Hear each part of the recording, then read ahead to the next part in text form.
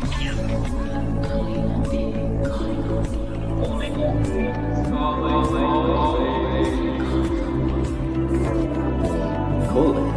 beings.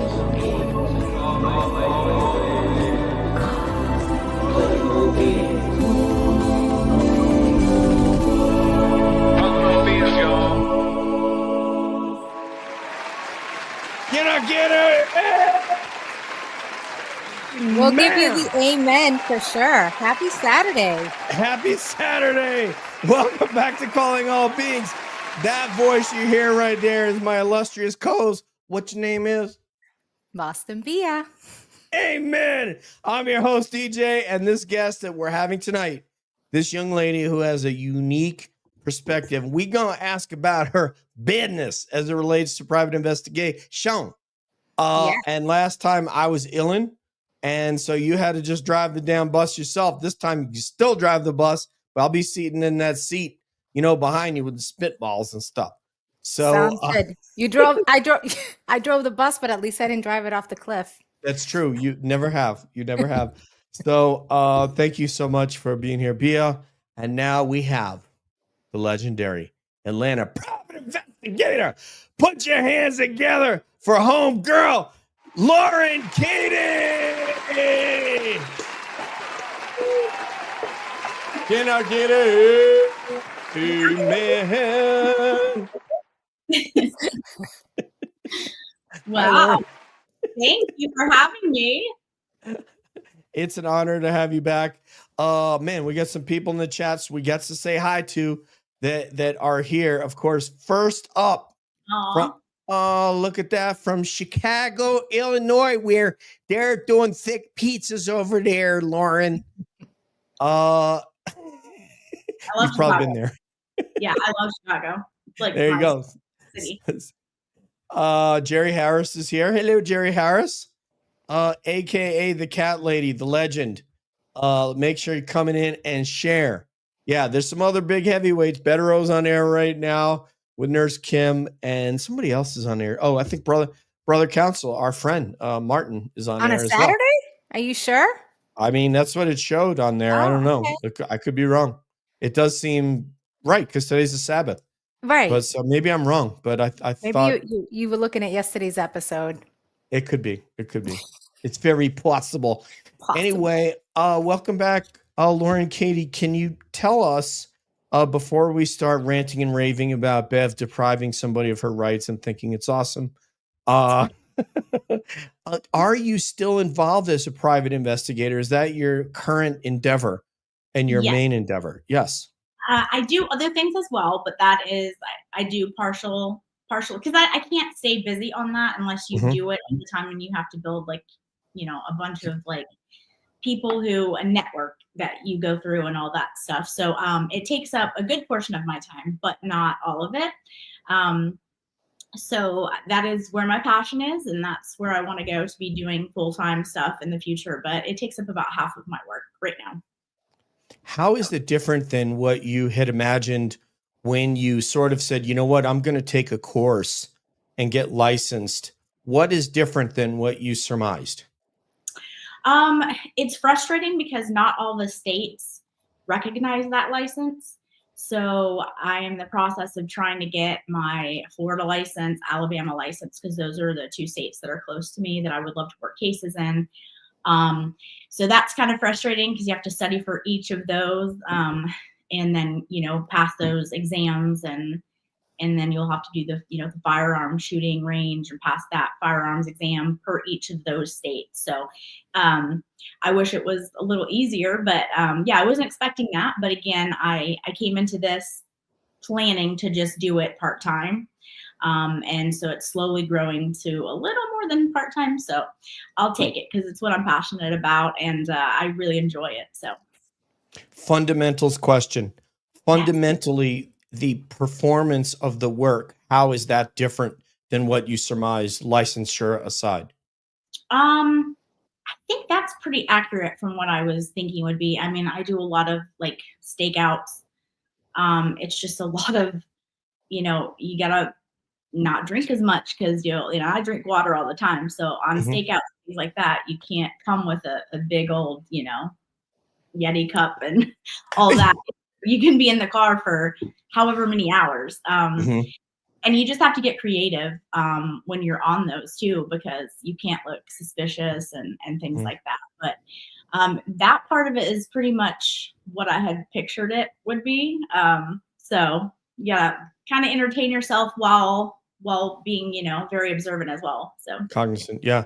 The portable vehicle urinals could be. yes, You I use have those? Yeah, thought about before the yeah. next one I do, I may try it out. I'm not kidding. They work well. I've used them. Obviously, harder anatomically speaking for you, but Yes, still, it could, in a pinch.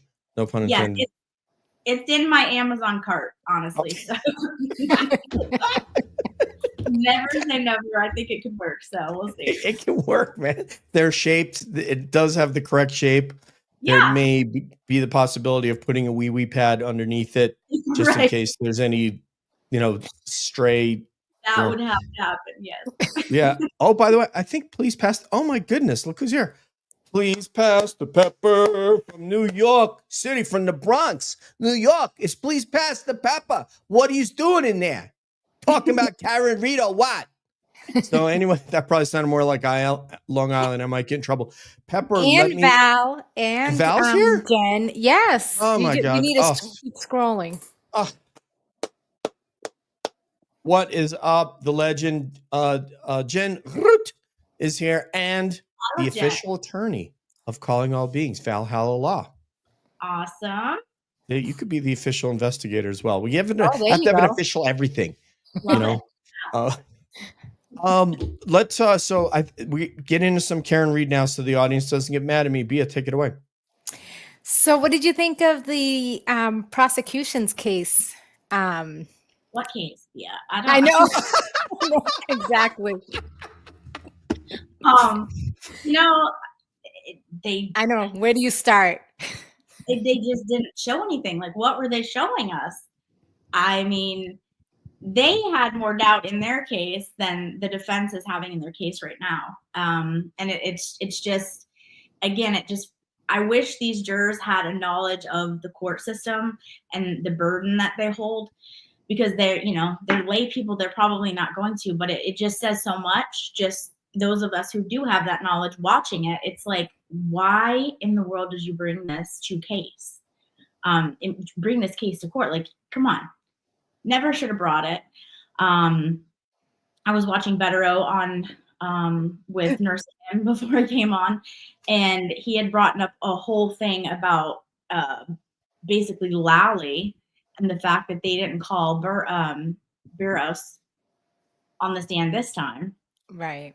Meaning that they probably had already discussed what he saw, and Lally probably knew that he would corroborate what he was saying. It wasn't all smashed up, and kept that. That would be another Brady violation if he had done that. We already know he did that with with all the videos that keep popping out randomly. Mm-hmm.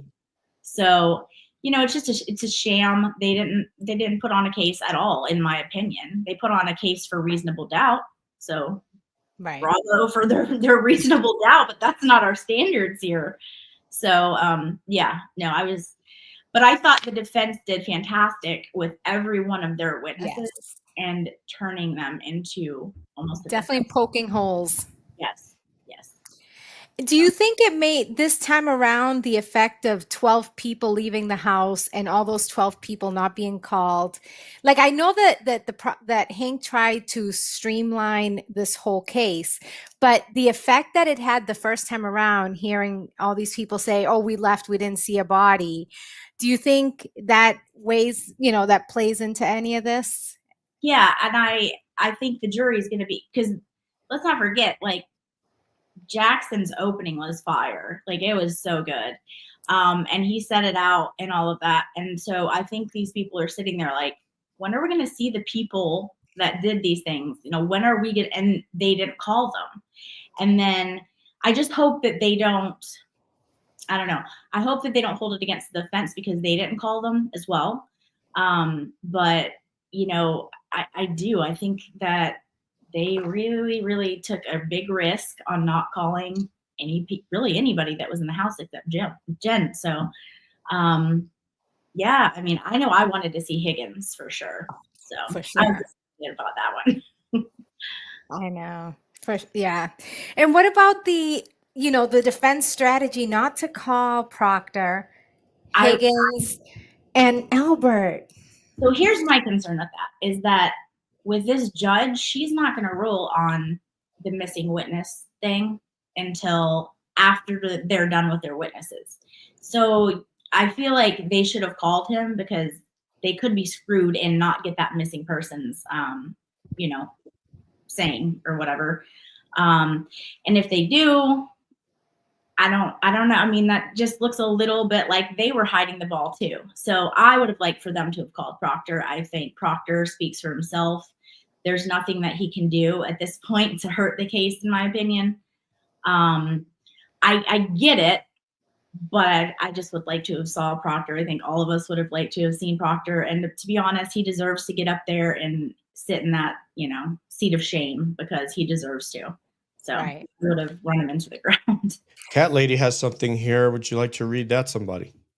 Sure, I'll read it. So Larry Foreman was in court yesterday, and he said that the jury was taking crazy notes with Dr. Wolf, but stopped when Hank was questioning him. He also said the jury rolled their eyes at every objection. It is true. Yeah, I heard that.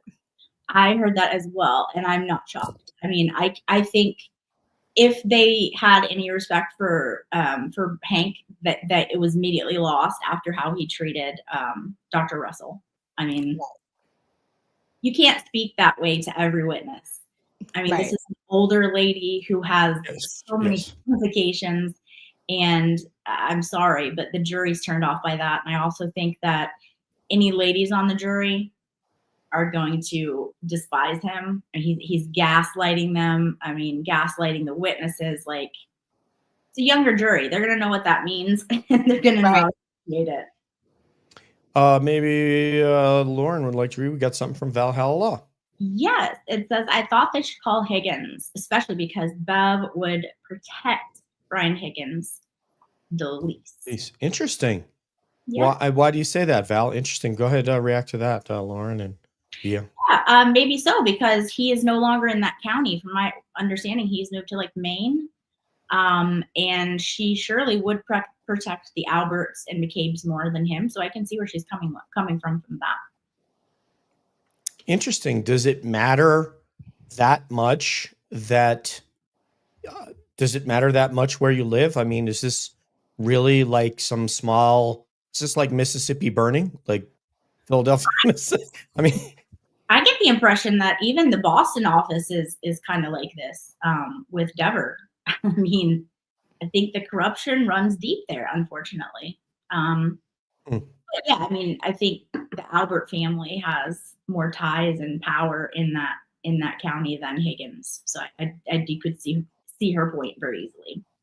Right. So it was reported on the Young Jerk show with Mike when he had Bettero on that there were 49 objections by Hank and 49 sustained. So the Cat Lady is backing that up. Did you, Cat Lady, let us know if you actually did the data on that yourself, or if that also came from that same program. And then I don't know if you guys want to react to that. Yeah, that was during Dr. Wolf's testimony yesterday. So that's what that's referring to. So yeah, I mean, it is, she's just, I mean, she can't be any more obvious if she tried, like literally she's awful. And going into this trial last year, I completely was impartial. I wanted to watch it from the beginning. And that was something that I was getting irritated at, was like, why is she sighing in her microphone so loudly? Like, she is giving off the impression that she can't stand the defense. And that's a problem. And I didn't know any of the stuff that I knew now. So I don't know how they're not picking up on it to some degree, at least some of them.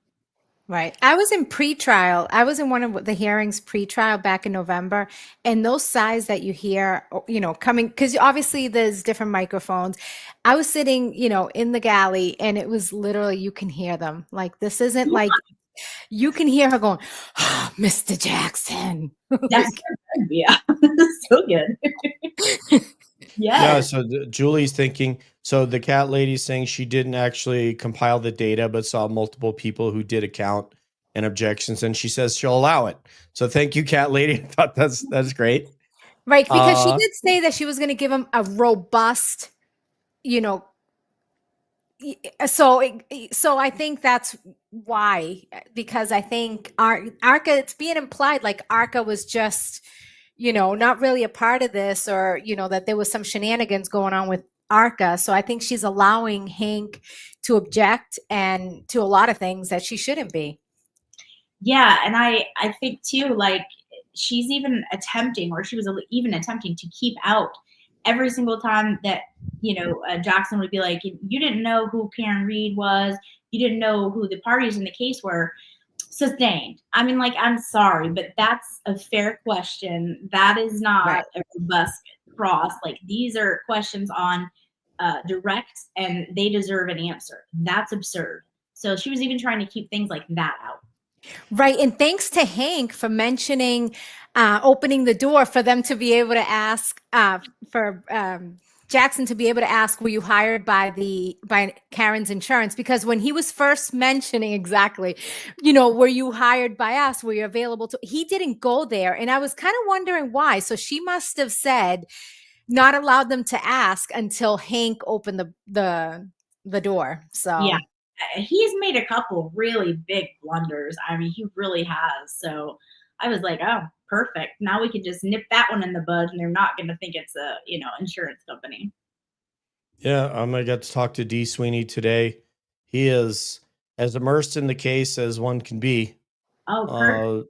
Yeah, being right there in Canton and having to deal with glares from the McAlberts when he walks his dog and so forth. Oh my God. Hi, Dennis. Welcome. Bienvenidos. Said, I'm just glad a young jury will know that using Signal isn't a bad thing. That was ridiculous. Hank keeps making mountains out of molehill. That's all he has to go on. right. And anybody who was doing anything legally, use Signal. I mean, it's just smart.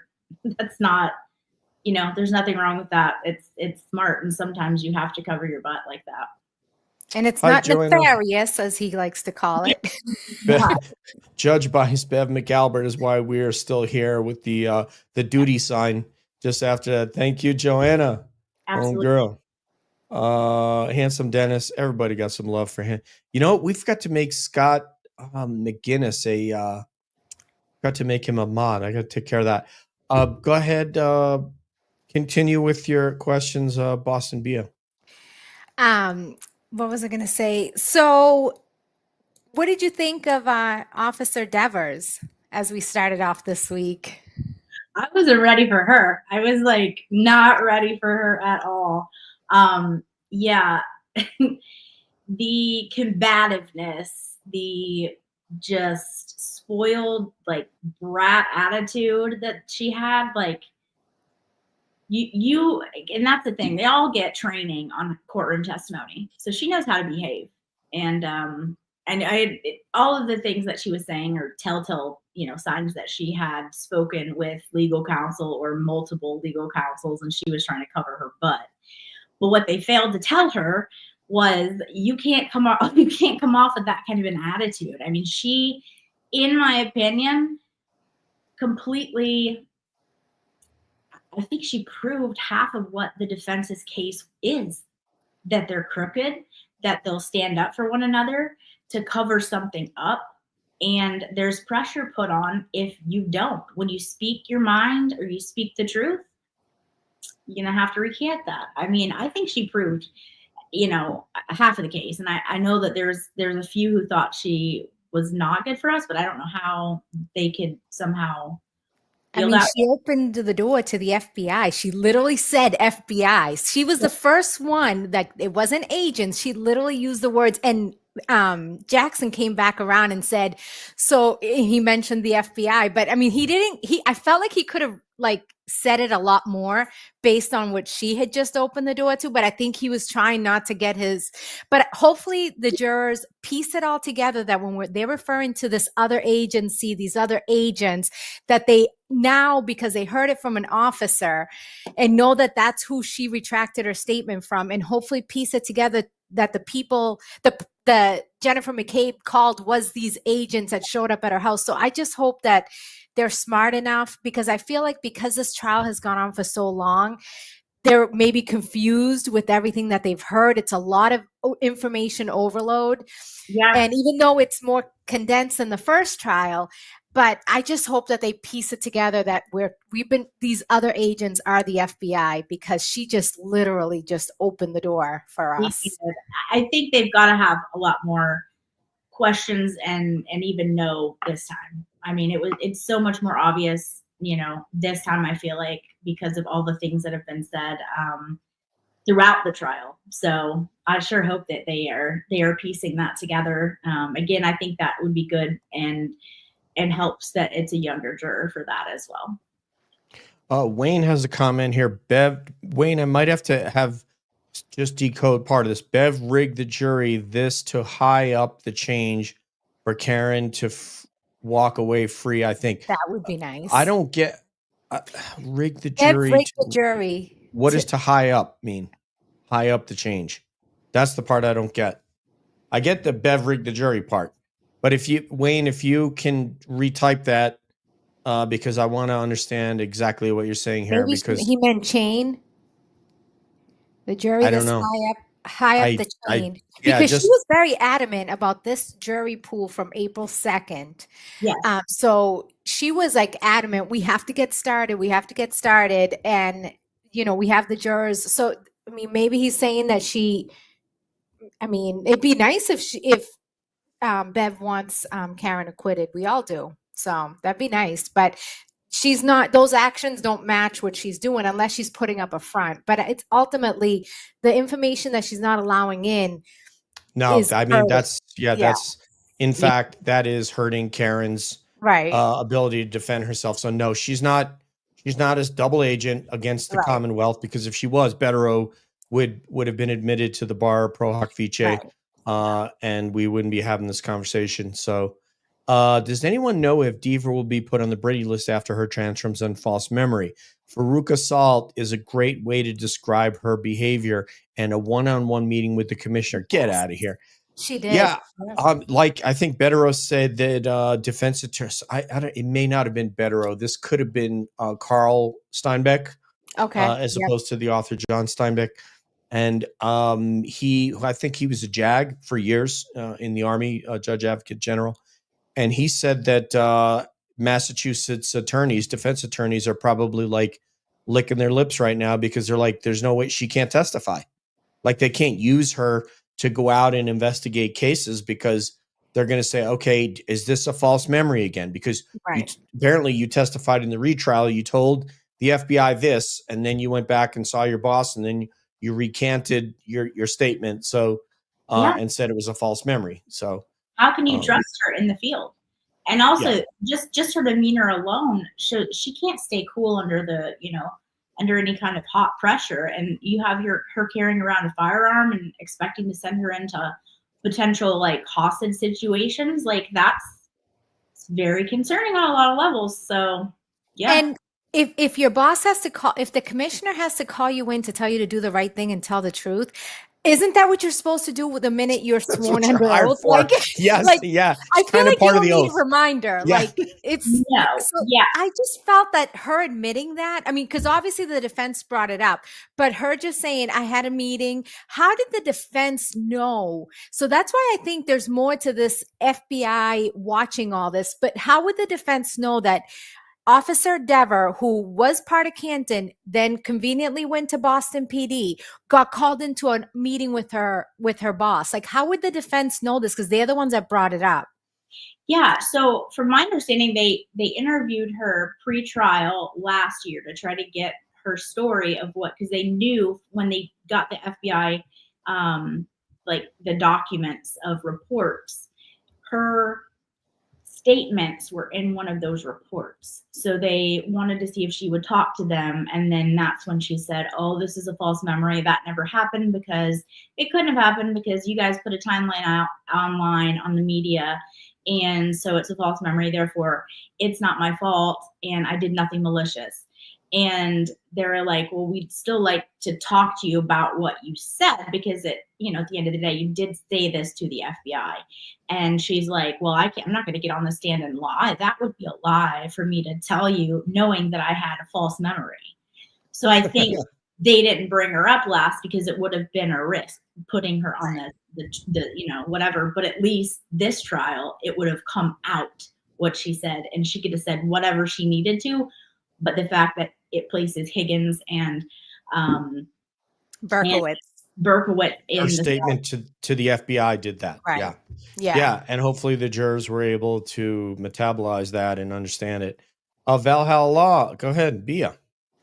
So Bev, Hank, and Hank Devers are willing to blatantly dishonest because they're signaling their loyalty to Blue Wall / cronies. Yep. Most Yeah. def. It's a very weird thing, but it must be endemic to the process. It's native to the process. I just don't know when if you find out before. Now, obviously, if you have a family member that is a police officer in one of these agencies or a trooper, you probably already know this because they've probably read you in. But if you're not, if you're just like a well-meaning citizen, like, I don't know, like Enrique Delgado Garcia, who just wants to help people, they're probably laughing, thinking he's a dick because, like, help people. That's not what we're here to do. We're here to be the boss, and we're here to get away with stuff. Yep. So. That power for him. And also, like, lost my thought, but it'll come back. No, that's okay. But meanwhile, Heather Honey, and what we were talking about essentially is, when are they indoctrinated? Are the uninitiated who didn't have a police officer member in their family that don't know the rules of the road, they sign up thinking, hey, you know what? Like, I really just want to, do things for the community. I really want to be a positive force in policing. Maybe, in the case of Enrique, you're a person of color. It helps, and you're a Latino, so you can relate to, two different groups. In addition to just being a trooper, you can be a recruiting tool in the Latino neighborhoods as a trooper. And you're thinking, wow, this is cool. Like, we're good. I can do some good here. I worked in the DA's office. They loved me. I was a victim's advocate. And I think he had no idea what he was getting into. None. Sad. Yeah. So if that triggers a memory, Heather Honey said there was a lot going around that time. Karen's trial, Canton police, audit results, and the select board voting for a seat. I think it was done on purpose to keep the people occupied. So I think that what she's referring to is the seating of the jury. Okay. I think that's because the seating okay. of the jury Gotcha. occurred around the time that they elected April, Sue. yeah. I can't remember her name. Dennis is talking about TUI Harrington. material real quick. That was the 3,074 pages of information that Miss McLaughlin of the prosecution team assures us there was nothing exculpatory in there. Nothing at all. Okay, I believe you. I believe you. Like, I believe the sky is going to turn brown tomorrow when I wake up. Yeah, judging from the last trial, why would anyone believe her? And that's disingenuous. Here you go. Could somebody want to read this one? I remember hearing about the woman police officer who saw some things in the Sally Port. Good to know it wasn't a rumor. Right. I hadn't heard that, Heather. So that's really interesting. I was completely unaware of Deaver until like last week. Same. But don't forget too that in the Sally Port video, there's a woman that walks up and then does like this quick 360 and leaves. I'm wondering we still don't know who that is. No. Could it, I don't know Kimberly. if it's Dever, but it would be interesting if she walked in on it in addition to seeing it. Yeah. And I remember what I was going to say. This is pure rumors. I haven't been able to go and check this out for myself, but the word that I have heard on the street is that after she, I guess, didn't testify last year, and basically told them, go kick rocks. I'm not going to say what I said. She got a huge increase in pay. Yes. They showed, yes. She went from she made 140 something from 70. They almost, her salary. It's nuts. Yeah. One thing we love on the show, everybody, is rumors and speculation, especially when you can back it up with some sort of there's some sort of evidentiary basis for it. I heard, I think they were talking about the other day, somebody was talking about these salary. Okay, so this is Carl again. Carl, remind me of his name, the author. Carl Steinbeck, not John, not Of Mice and Men, not Travels with Charlie. Okay. Which I read both of those. So he said that a 4-star I can look this up actually while we're on the line. A 4-star general makes less money than a Boston cop or a Canton cop. I'm gonna bring up the DoD pay scale so I can see if that's true. Please talk amongst yourself, Cat Lady. We're gonna get to your question, and we're gonna get to everybody's question. Well, no one take it away, Blaine. Yes, doing ma'am. whatever they need to do to keep their job. I mean, they're getting paid an excessive amount of money. I mean, we don't have cops down here that get paid like that. That is nuts. That is nuts. Okay. 2025 military pay chart. Here we go. This is as of April. Okay, a 4-star general, which is an 010. This is a monthly pay. They make $18,000 a month. $18,808 a month. So 18,000 times 12. And what do we got? $216,000. That is less. Wow. That is less than these Canton police that are making. Someone made $224,000. I think that was Brian Albert in 2022, his last salary. And then what did Helena Rafferty was up in the 300,000s. Tom Kelleher was up in the 300,000s. So I think I chose incorrectly by doing military. I think I should have been law enforcement.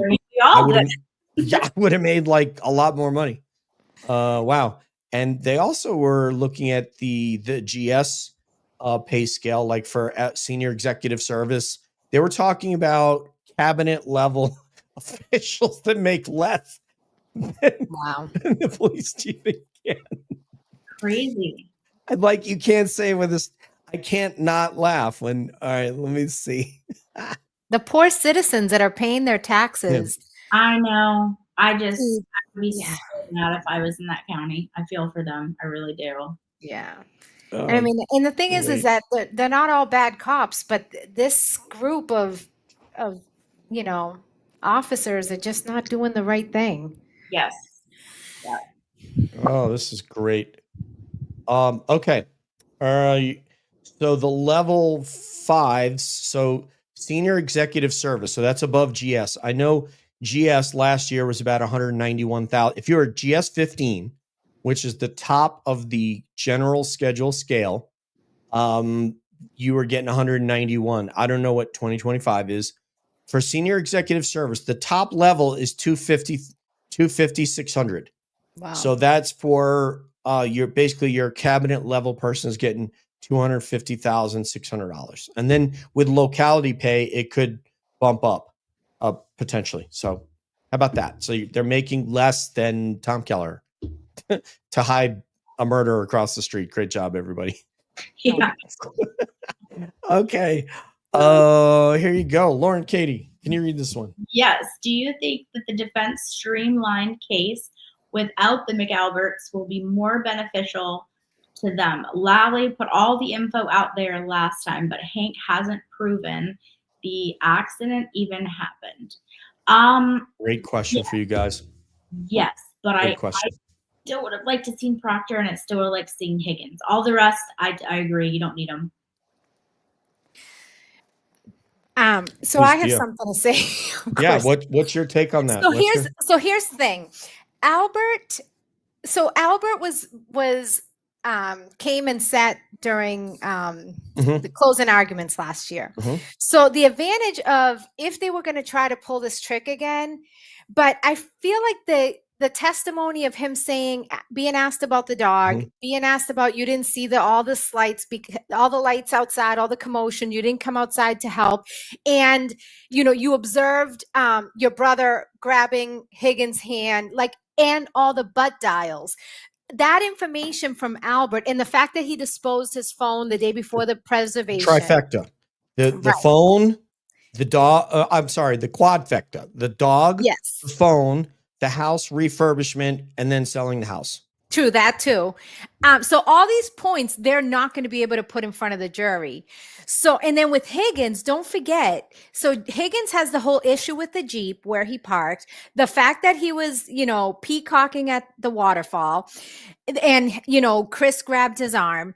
The fact that the butt dials, the fact that he showed, I mean, they already showed that he was making phone calls at 1:34 in the morning outside, so that we did see that. But don't forget too that he puts John O'Keefe in the house by saying that there was a tall man with dark hair that walked in, so that could have been implied that that John was in the house. Yes. So that's the only thing that these people brought such good, and obviously Proctor with all his disgusting texts, but these Albert and Higgins bring such, and then the back and forth. It wasn't just a one-sided butt dial. It was a butt answer and a butt, like, so crazy. Yeah, I don't know. So the question was. Oh, sorry. Did I divert? The question. Hang on. The question was, do you think the defense's streamlined case without the McAlberts will be more beneficial to them? Lally put all the info out there last time, but Hank hasn't proven an accident even happened. So I'm giving that question to Loren and then to Bia. So from strictly a reasonable doubt standpoint, possibly so. But more beneficial. So the defense's case is more beneficial without the McAlberts. So the answer to this question is yes. Reasonable doubt. Okay. I think if they can get them in, they would have more than reasonable doubt. Oh, so then you don't agree with the streamlined case? The answer is no. I still would like some of those. Like, I think if they're strictly wanting to just prove reasonable doubt, they've proven it already. But I think that there's a lot more that goes to prove that the cops were bad and Bowden defense if they want to get that stuff in there. Yeah. Yeah, so that's what I was kind of trying to highlight by them not calling these people. I feel like there was yes or no. Yes okay, or no. sorry. Yes or no. Sorry. And why? Don't yell at me. No, I'm just like, I know they're trying to streamline it, but see, we saw it in the prosecution case last time. So I'm going to say I don't think it's more beneficial. I don't think it was more beneficial to not include these people. Does that answer the question? Yeah, I think I'm with you. I mean, I think I would bring them in for all the reasons that you ultimately stated there. The butt dials, the Jeep, the other things you mentioned, plus the quadfecta of just them saying, well, it's interesting that why did you right after this get rid of the dog, and why did you get rid of your phone a day before the court order? And why did you all of a sudden have your basement redone? And then why all of a sudden did you get rid of your childhood home that was probably paid off, which most retirees, that's what I don't have. What we all would want to have is a house that's paid off or nearly paid off before we retire. And that's what Brian Albert must have had to. That house, that's been their house since what, the 70s or earlier. Yeah, so it was their childhood home. It was their childhood home. So he would have had to just pay off the brothers and sisters what the value of the home was when the Albert family moved in there and took it over.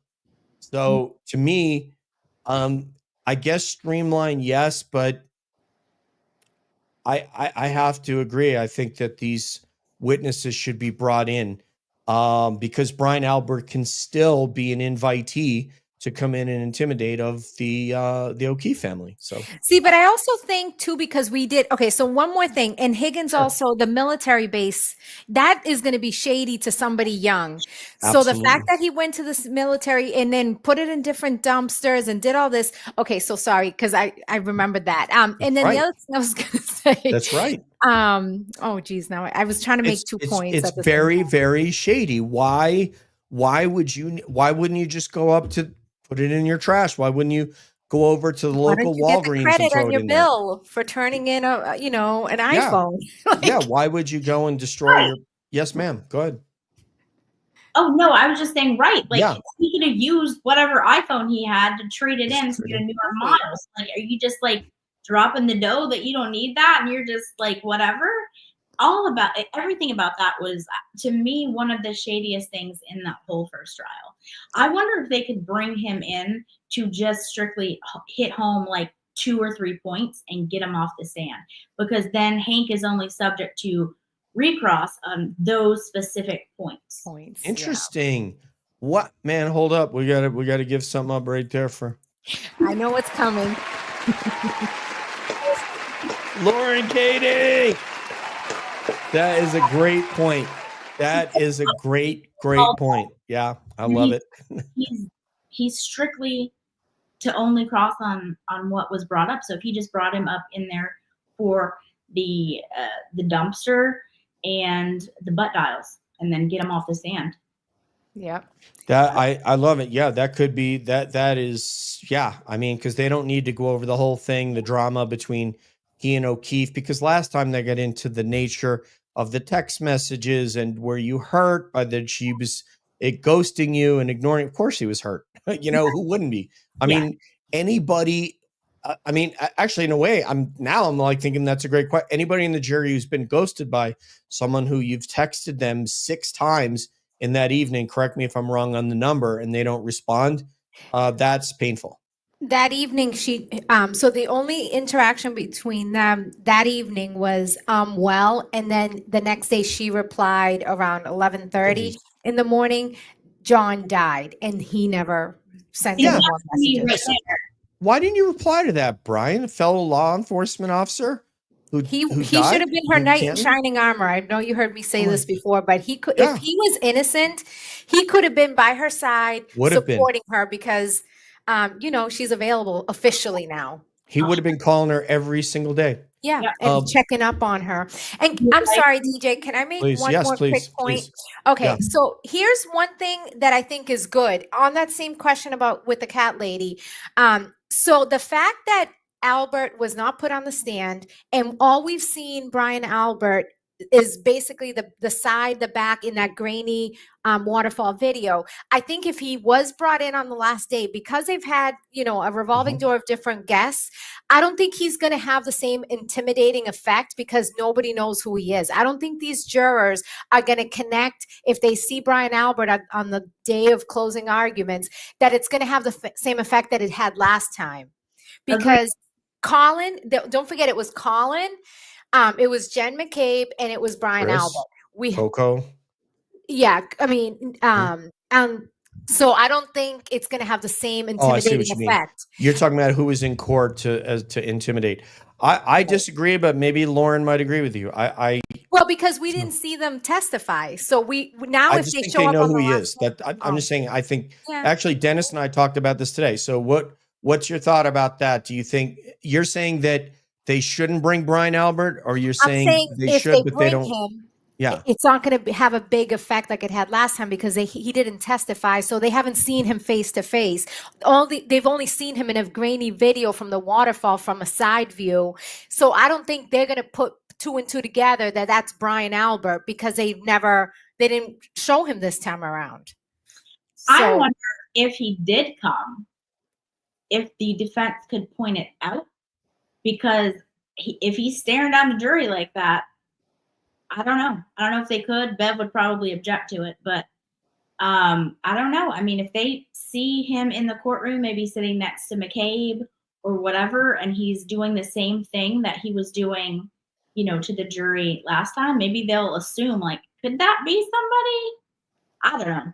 Who knows? But yeah, I don't know. I don't think you need Brian. I think he testified the most strong of all of them because of He his did. years of experience on the stand. But if you could just get, a couple of those things in from Higgins and get him out of here. Yep, I agree. So this is I'm going to make a statement and then I'm going to ask a question to you guys. The statement is, I believe that all of those people, they're Norfolk County residents. I believe they all know who Brian Albert is already. That's just my opinion based on nothing other than people's attention to social media. And the discussion I had with Dennis today was, he said that he's 70 years old, over 70, and now he is using social media quite liberally and is doing a lot of things with technology that he hadn't done before. So he has to assume, he was saying that the average age of this jury is 30. He thinks that they probably are as well, because he knows where they all park and all that good stuff.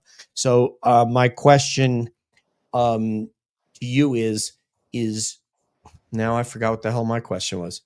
All right, now I got to go back. Okay, it was Brian Albert. It was that. Okay, do you think, this is going to each of you, do you think that the jury is researching this case on their own, given the proclivity of people to blatantly lie on the stand? Do you think people are researching this case on their own? Let's start with our guest, Loren, Katie. Probably. And I would like to think that that is not the case, but it is real life. And there has been witnesses on the stand who have clear and openly broken that sequestration order.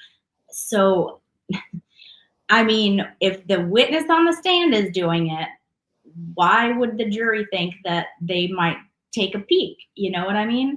And it, like they said, it is hard to not see that. I mean, it's hard to see it not on my social media, but like I don't live up there. So for them to maybe linger on it for a minute. Also, I think I'll save that for later. Yeah. So I actually think the way that that Bev is this time around saying it differently, like watch your social media. I feel like if you have these younger jurors, I think they're following, I'm not saying that they haven't scrolled across something, but what I'm saying, I don't think they're actively out there researching this, especially the way she says, especially your social media. Twice a day they've been hearing this. And the fact that they've been at this for 28 days and have had to put their lives on hold, their work life, I almost feel like they wouldn't mess with that. Like they don't want, like, I think that they may be afraid of, purposely going out and doing research because they're being told we're watching you. Big Brother's watching. Oh, they can watch you. They can watch you all you want. You can have Facebook, you can have Twitter, you can have Instagram, you can have TikTok. You're not using, but there's this search. There's a search engine called Google and called DuckDuckGo, and you don't even need to be signed into those search engines, and you can go ahead and search whatever you want. So if we were talking about the 1960s or 70s, in order to research a case, you would have to go through quite a bit. First of all, you're exhausted all day from this crap. Then you're going home, probably seeing your family. Or if you're a single person, you probably want to go out and have a beer and just unwind or go to the gym or whatever. So those individuals, how would you research this case? Well, first of all, you only had so many news channels. You didn't have 24-hour news. You didn't have the internet. So you had the library and microfiche to go and look up newspapers that would be archived and microfiched at your local library, or you had one of those 3 or 4 big stations or local news, and that's all you had. Now, I mean, you can just Google anything. You can chat GPT anything. They can't see what you're doing. You don't need your social media to do anything. So you don't need Facebook and you don't need Twitter to do this. Sure. First of all, you could have a fake Twitter account that says, my name is Dre, and your name is actually Jim. And you could sit and search whatever the hell you want and follow whomever the hell you want on social media. If you, whatever your thing is, just with the 2 search engines alone, you have Microsoft Copilot, which probably Loren has used, and ChatGPT, and you have Grok. A lot of people are doing research these days using Grok. I've heard that the other day. but I think you need like a premium. And then there's another one that I just heard about. So I think there's plenty of resources for them to research the case. And I'm going to assume that probably at least a third of them are probably doing that. As kind of as Loren said, that's my opinion. Okay, Kimberly wants to get something in here that has to do with now Kimberly's like our former guest. What was her name? Lady Zelda that we had on a couple of weeks ago. So she's saying I channeled Officer John O'Keefe while I was diving. If you were diving, hopefully it was a deep pool. Was unexpected. I was told the key is Chloe and Jen M has or will capitulate. Wow. I was shocked, but I do think that Chloe is the key after last week's testimony. Kimberly, this is awesome. And wow. Comments, ladies. I mean, those lacerations or scratches on his arms, I said it from the beginning, his injuries are the key to this case. So I wouldn't doubt that whatsoever. Right. Bia, you're next. Yeah, so hopefully with Garrett Wing coming in, that he's going to definitely make that, give that assurance that this came from dog bites. Let's hope that the jurors get it. Yeah. I mean, I think I have a feeling that Garrett Wing, I think he's going to go opposite now, and he's going to attack Garrett Wing's lack of credentials in terms of formal academic classical education, whereas he was trying to downplay that with his witness a couple of weeks ago, Burgess. I think he's going to try to use that against Garrett Wing and make him sound like you're a dog trainer. You were a cop, but you're basically telling me you're a dog trainer. And that's what I think he's going to try to do. And whether or not it's going to come off because he's so incredibly unlikable, or what we really would have to do, and this was something you would be more have the ability to do there, because to find out somebody who is uninitiated to the case, but watching how they feel about Brennan. I should ask Jill, my friend Jill, who's a law clerk, because she watches court TV, and I'm wondering if she's turned off by Brennan. But then again, she's never really believed in Karen's innocence. She believes that Karen innocently hit John O'Keefe. And no matter when I turn her away from that conclusion that she's had from watching court TV all day long while she works, she's still, the next time I speak to her, it's like we didn't have the previous discussion, and she'll go back and go, I think she hit him, but she just didn't know it. And that she'll just, what do you do with, Which I going into this, that was one of my thoughts. But then the injuries, you can't get past the injuries. You don't get those from a car accident. Yeah. So this is from Heather Honey. I think leaving the McAlberts out is a good idea. Need to stick to the horrible investigation. Actually, it wasn't horrible. It was a great investigation because it achieved what their goal was, which was to frame Karen. So I call it a brilliant investigation that was done purposely. It's just they're horrible people who are doing a brilliant investigation of not collecting exculpatory evidence that would exculpate Karen. So from that, would you agree? You're an investigator. Do you agree? I think it just proves the point that they didn't want to find out what the actual truth was. They had a narrative that they were going with because they knew something probably did happen in that house, and they weren't going to question Brian Albert. I think a lot of this is not questioning a powerful police officer and not wanting to. And when you're told to do something by a powerful, person in your position of, and your environment of what you're doing and your job, you don't question that. Sometimes you just do it, especially if these people are scared of him, which I've heard multiple reports that he was a scary dude. Do you think that, do you think that they did a great job of creating reasonable doubt that anyone in the house did it and making it look like Karen did it? No. I think they did a good job by not collecting evidence. They have created doubt, because if they collected all the evidence, honestly, there'd be no doubt. So I think they did a great job of doing it wrong, which is what they wanted. They wanted to make sure that they did not gather evidence that would make it look like Karen didn't do it. From that standpoint, I think it's brilliant what they did. As much as I hate them, and I think they're dishonest, unethical, amoral scum. Yeah. What they did was brilliantly done, I think. I mean, they knew how to clean up a scene, right? Yeah. And so and on that part, I think they did a really good job. It looks suspicious as hell that no one came out of that house. No one did anything.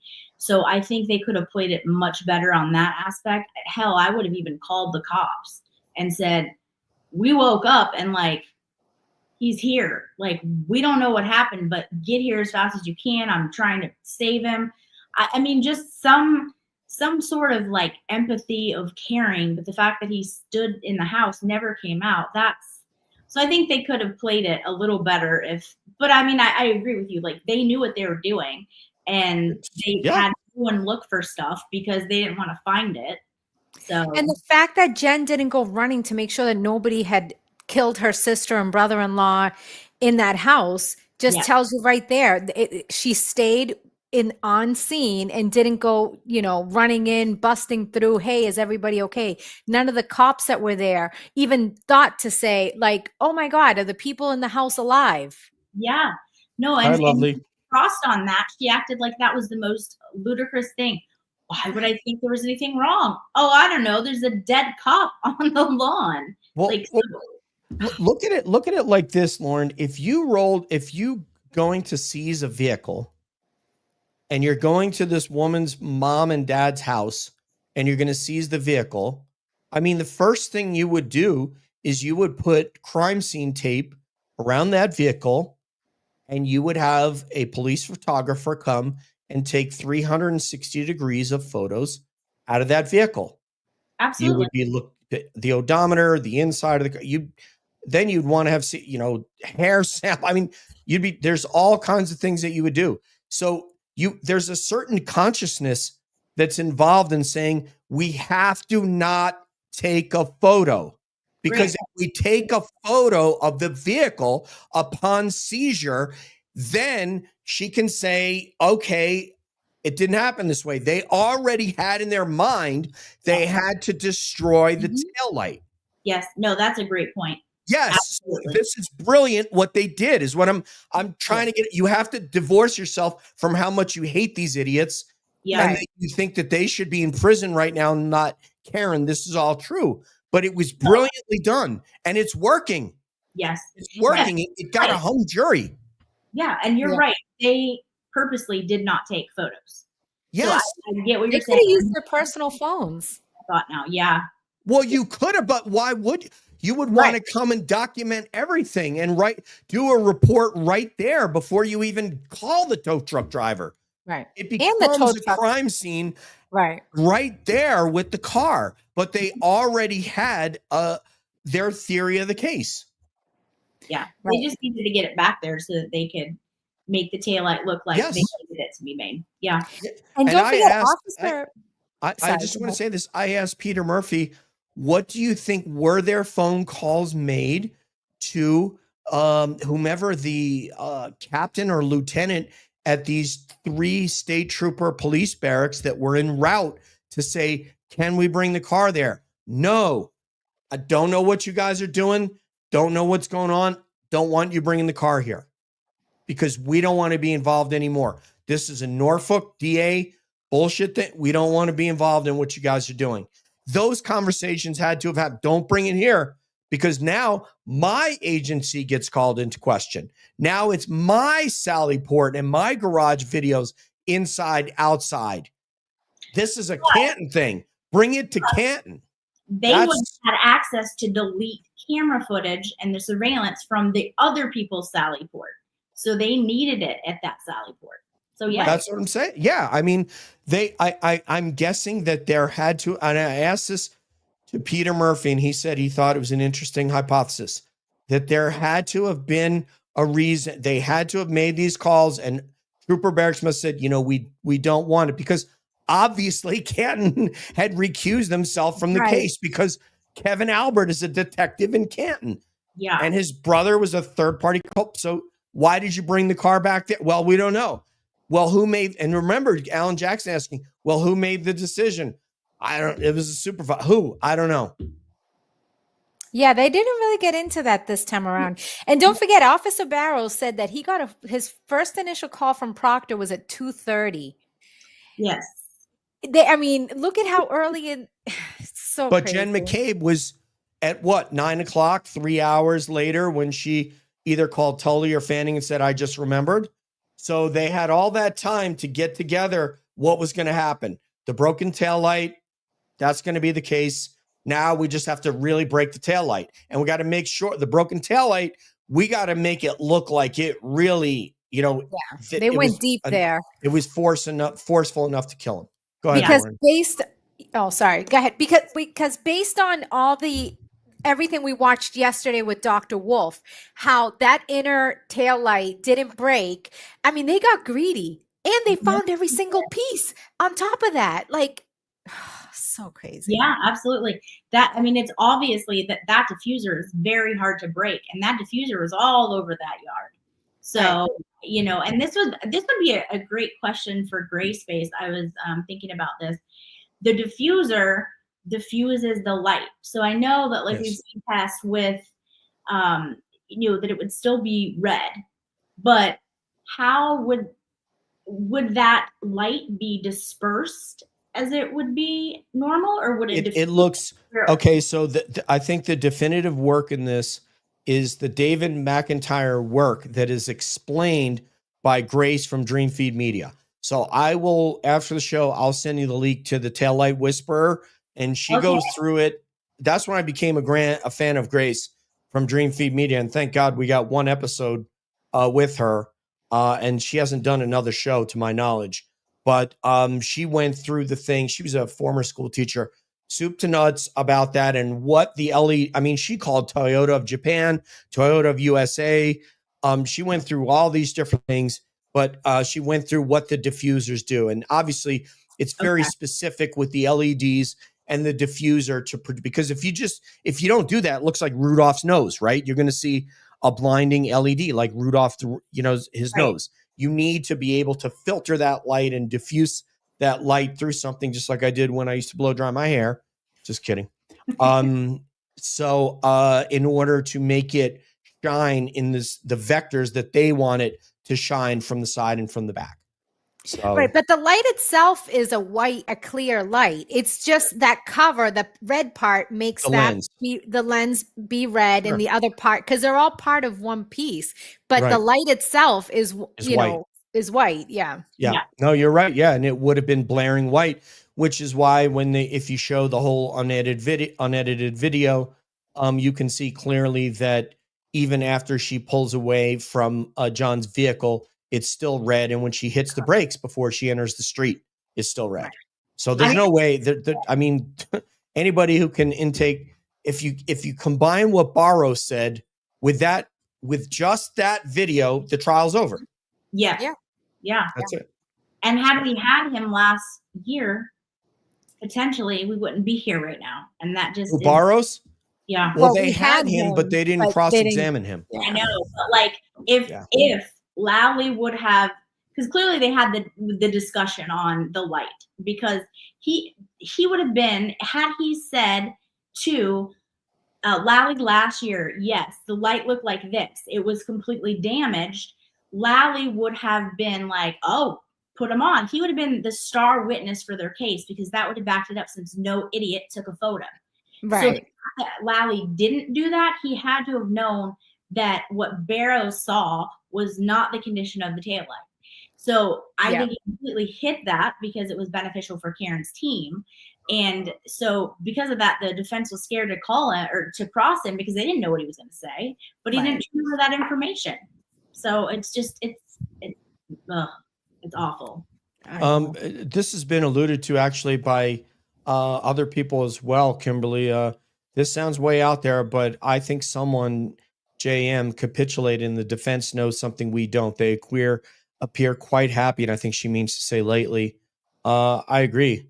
Lovely. Thank you so much for being a cab member. I greatly appreciate you. And also I appreciate you, Julie. Apparently you've been a member for 4 months and you're one of our mods. So thank you for being a member. It's only 99 cents if you're so inclined. And if you're not, we love you just as much.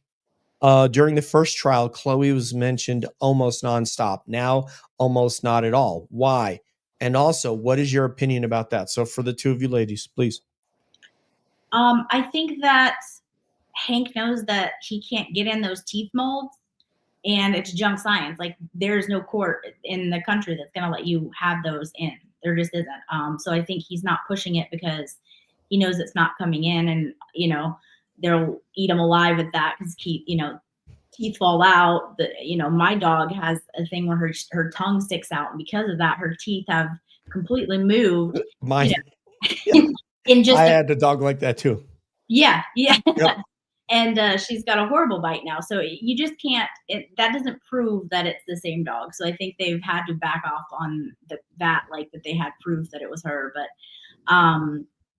let's see. Yeah, I think that's why. Yeah.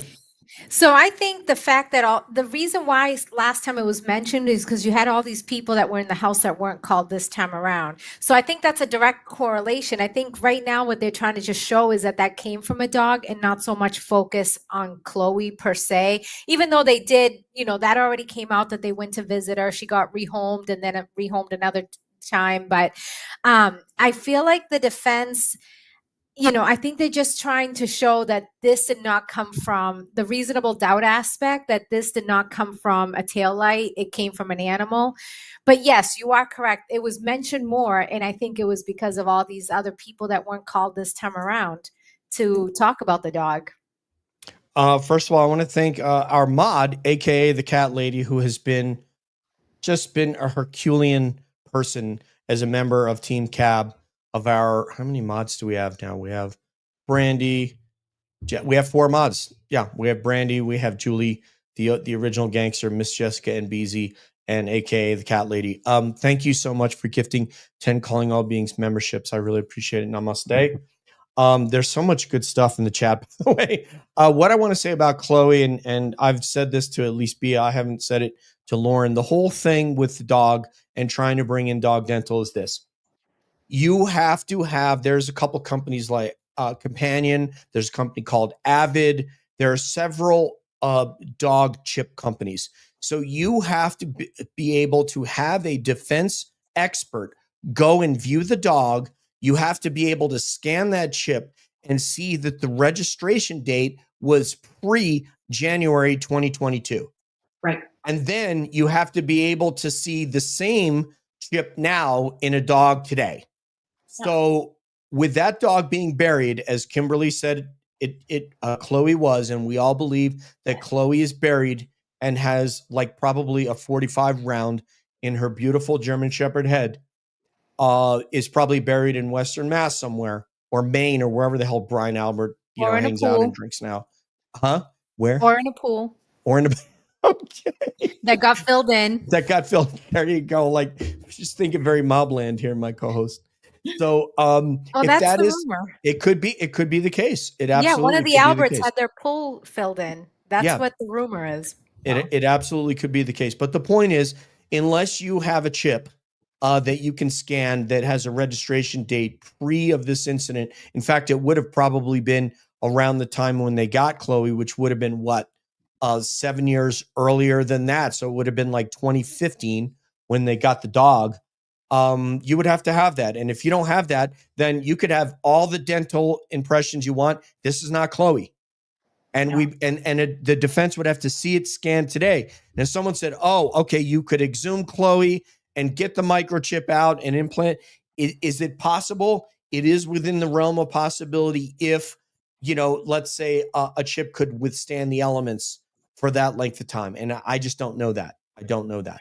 So that's what the standard is. And that's why I believe that they haven't brought up Chloe, because if Hank, a brilliant researcher that he isn't, if just the littlest bit of research, he could have figured that out.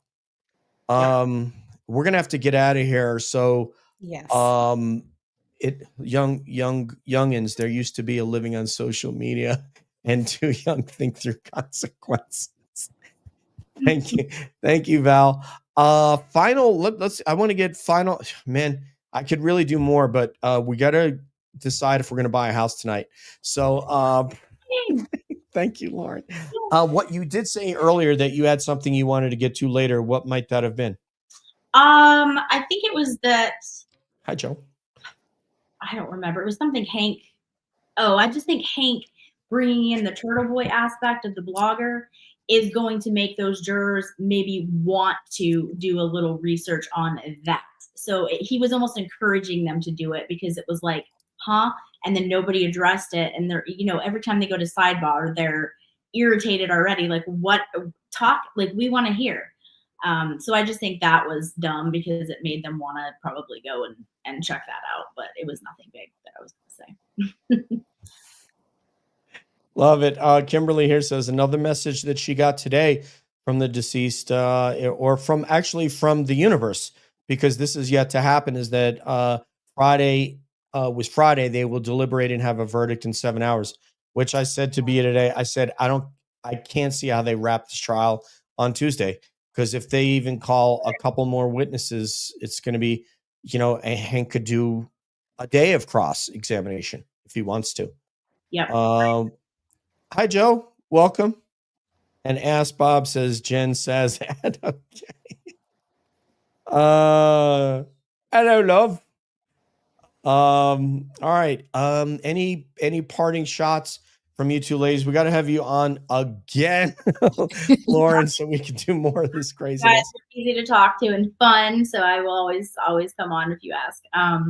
No, I just think that if the jury understands the law, I think they have to acquit her. I mean, because they haven't proven it at all. There's reasonable doubt in every single aspect of it. So hopefully, if they follow the law and understand the law, and that also is going to go back to the jury instructions and puts Bev on high alert that she needs to step it up at this time. I think that if they're following it and understand it, they'll acquit her. So I have a good feeling. I really do. Yes. So we have two things we're going to document, that 7 hours of deliberation, which is essentially one day, and it will happen on Friday, according to, is it Kimberly? What is her?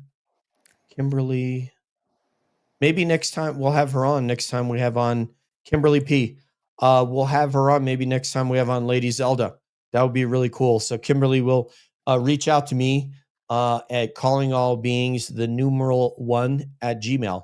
Callingallbeings1@gmail. Denise Noel says, poor, I think she means Chloe here, had to get impressions of another dog, so she may be in the veterinary industry.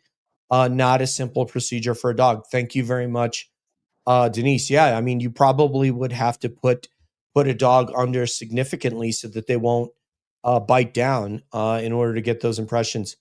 Well, she's saying Cora because that's what they renamed her. She went from Chloe. Oh, is that right? Yeah. That's they renamed. They rehomed her and renamed her. And then they renamed again or something like that too. I believe that. I believe that the sky is going to be brown tomorrow when I wake up. A 7-year-old dog you go and rename, and then you rehome. She got rehomed to a vet after her initial rehome. Yeah. Yeah. Wow. Sure, Hank. Yeah. What? Show us the records. Let's see the chip.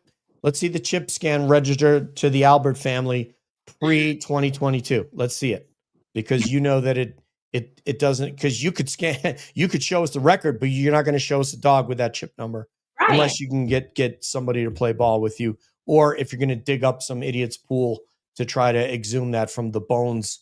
And then we just got to look for who's having a pool destruction in Canton. Not going to happen.